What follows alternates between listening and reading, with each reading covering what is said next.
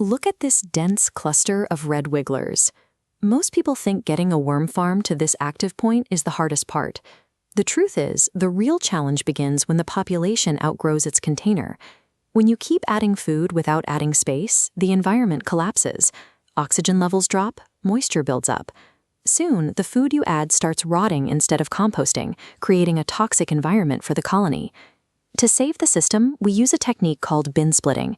Dividing the colony relieves the biological pressure and immediately doubles our production capacity. You don't need a massive commercial setup to do this. You just need your current active bin, a second container with ventilation, some dry bedding materials, and water.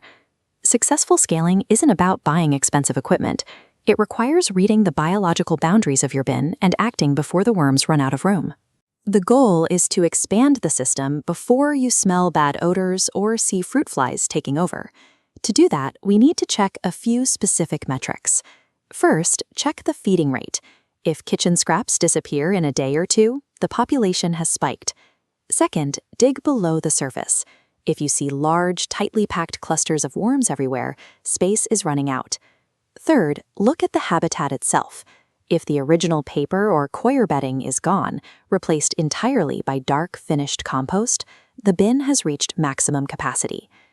This checklist covers our main indicators, and the final one is the most urgent: worms congregating near the lid or the walls. This means the environment is actively causing stress, and the worms are trying to escape. Recognizing these signs allows you to stop reacting to problems and start engineering a healthier ecosystem. Step 1 in the split is preparing the second container. Whether it's a plastic tote or a wooden box, it must have holes drilled for airflow and a way for excess liquid to drain. Next, we build the foundation. We are creating a habitat, not adding food. Use carbon-rich materials like shredded cardboard, coconut coir, or dry leaves. The moisture level of this bedding is a matter of life or death. Worms breathe entirely through their skin. If the bedding is too dry, they suffocate. If it's soaking wet, the oxygen is pushed out and they drown. When you squeeze a handful of the moistened bedding, it should feel like a damp sponge, releasing only a few drops of water. Getting this moisture balance right provides the exact structural anchor the new colony needs to survive the transfer. This diagram illustrates a healthy bin. Beyond the adult worms visible on the surface, the system relies on several other critical layers. A worm farm is a complete biological engine. You need to transfer the microscopic cocoons, the bacteria, the partially broken down food, and the finished castings alongside the worms. Take about half of the total material from your existing bin and place it directly into the new container. Then top off both bins with the fresh, moistened bedding we prepared. This method duplicates the entire biological engine rather than simply relocating the visible livestock. Now the system enters a vulnerable recovery phase. The microbial population has just been cut in half, so if you dump in a large amount of food right away, it will rot before the worms can process it. Feed very lightly for the first few weeks.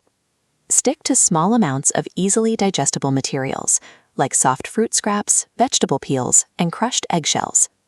Certain foods are strictly off-limits right now. Keep oils, meat, dairy, and heavy salt entirely out of the bins while the colony stabilizes. The physical location of the bins also matters. Composting worms need ambient temperatures between 15 and 25 degrees Celsius. Keep the containers in deep shade and make sure they are completely protected from rain. By strictly controlling the temperature and holding back on the feeding, you ensure both bins survive the shock of the split. With both bins stabilized, you have solved the crowding problem and instantly doubled your composting capacity. This increased capacity means double the production of worm castings. Gardeners call this black gold because it actively rebuilds soil structure and provides natural nutrients, reducing the need for chemical fertilizers. The system transforms daily household scraps into valuable agricultural material through a highly efficient, self-sustaining loop. Mastering these biological systems at a small scale produces outsized transformations over time. If this breakdown helped you rethink your composting strategy, like this video and subscribe for more deep dives. And if you're planning your own split, tell us your scale-up goals in the comments.